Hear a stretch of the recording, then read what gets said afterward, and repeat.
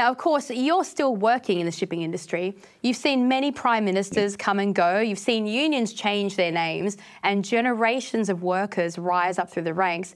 Has Australia... do you think there's a future for Australia's shipping industry? Do you think we're actually going to go back to shipping, or have the unions and the costs? And you did also mention things like the United Nations is having an impact on the shipping industry as well. Are all these things conspiring to suffocate the shipping market? Absolutely. And it's in the last 20 years, we're controlled by the IMO, which is the International Maritime Organization, and that's based in London. And everyone sends their marine delegations to the IMO. And the IMO is one of the 17 branches of the United Nations.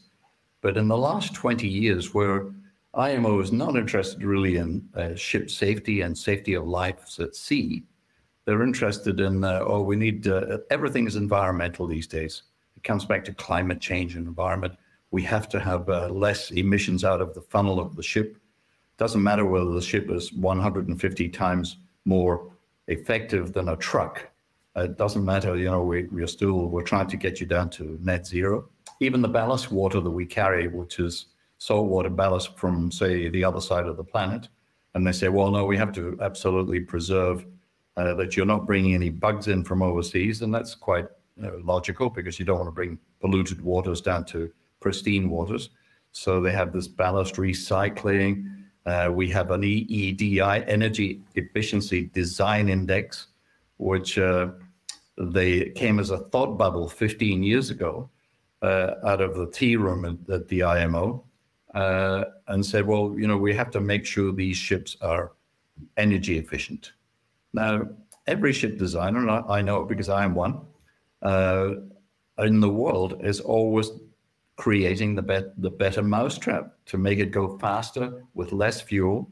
And this came out as an insult to us. In fact, I wrote a column at the time hassling these guys, because what are you doing?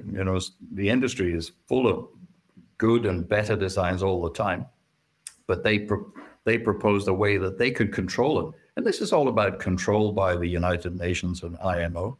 They just wanted to have a new set of rules and regulations, which cost a lot of time and a lot of money. Oh, now, isn't that familiar? Say it isn't so. I mean, as if the United Nations would want to control what people are doing. I've never heard of that before. But I do want to quote your piece. I love this comment from you where you said, I quote, this is about the Labor Party. They promise free stuff to be elected, then empower unions, reward laziness, penalise effort, open borders to unsuitable immigrants, drop defence spending, lower judiciary standards, cause the dollar to drop, increase tax, and generally behave like village idiots. Now, I think that's absolutely brilliant. I mean, no one could do better than that. But I want to throw a totally random side question to you relating to the shipping industry. You talk about all these new green things that have got to be up to standard and all the rest of it. Well, there's a new trend in the shipping industry that's come out lately where they're starting to put the eco-warriors have designed these container ships with giant sails on the front of them. So we're basically saying we're going to go back to the age of sail with these retrofitted ships. I'm sure you've seen them floating to harbour. They were a big deal a couple of months ago. What do you reckon, Stuart? Are these going to be the new future of the shipping industry, or is it a bit of a green utopian nightmare? It's exactly a green utopian nightmare. It's we keep revisiting sails on ships, and some of the Japanese coastal tankers actually have a small auxiliary sail. The problem is with the wind, which we're now finding out, it doesn't blow at the strength you want or the direction you want, especially in a ship.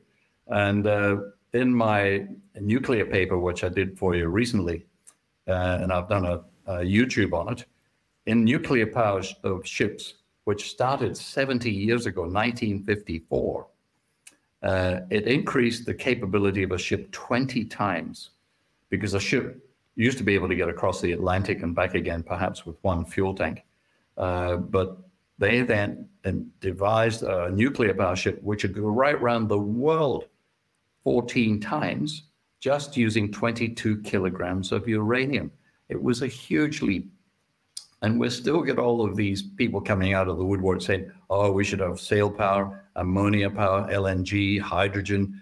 And we've had lots of customers coming into us and say, can you please investigate hydrogen? Yes, of course. Can you please investigate this? And when we come back and present the cost to them and the efficiency, they go, oh, well, let's go back to let's go back to square one. So it just doesn't work. It's still a fantasy stuff. Well, it kind of reminds me of the dinosaur problem, where to get the ships are so big that you need a really large sail. But the really large sails are really heavy, and so you need a really large backup fuel tank and stabilizers, which then means you need a bigger sail, and so you just keep getting bigger and bigger and bigger, and it's going into nowhere. That's correct. It's one of those things where I don't think people. Let's put it this way: we got rid of the age of sail for a very good reason, and I think your nuclear article is something that people should go back and revisit, because as far as shipping, you made an excellent case in your nuclear article about that industry in particular.